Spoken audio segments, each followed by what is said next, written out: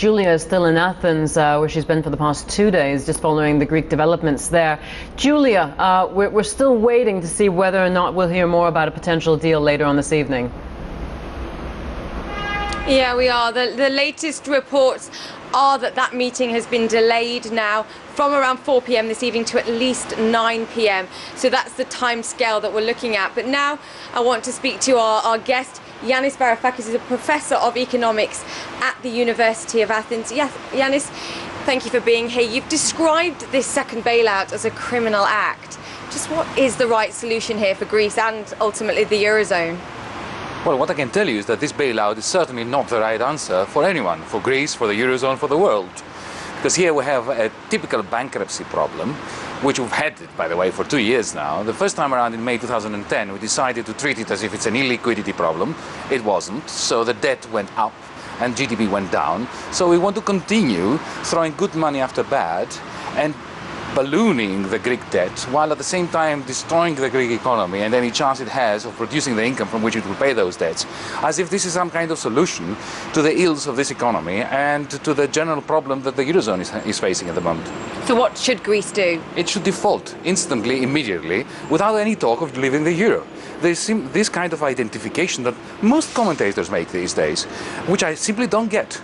Why can't we default within the Eurozone simply at accepting the fact that we've been frozen out of the money markets?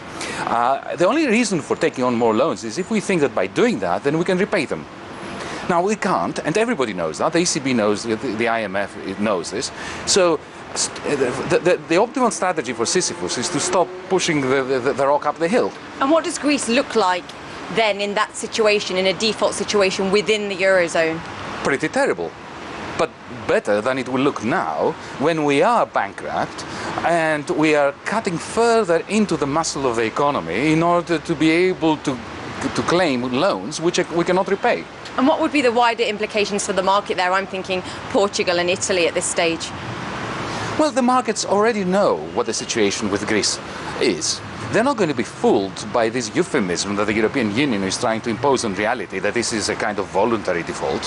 The only question is the ECB and the European Union and the powers that be generally in the Eurozone at last ready in order to accept the inevitable Greek bankruptcy and deal with it, as opposed to keep pushing it under the carpet like children trying to avoid being spanked? And are they ready? I don't think so. We're going to have another bailout. And what happens then? Greece is going to go further into the coma in which it finds itself, and the Eurozone crisis is going to escalate and reach an even more advanced stage of disintegration. We saw pictures today of protesters burning German flags.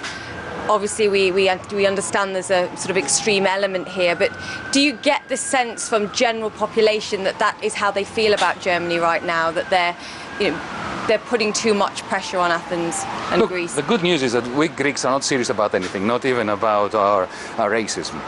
But more generally, 1929 should have taught us that when you have a Wall Street crash, then very soon the common currency of the era, the gold standard at the time, simply disintegrates. And then very soon after that you have a Hobbesian war of all against all. And this is what's happening now. And until and unless our European leaders decide that it's time to end the political lunacy and political failure, then we're going to have Greeks against Germans, Germans against Greeks, and very soon Greeks against Greeks and Germans against Germans. So what does it take for us to get to that point where they accept that a plan B is needed? Beats me. We should have gotten there 2 years ago. We have all the data. Logic points to a very simple solution to the euro crisis, and yet our political leaders are not up to it.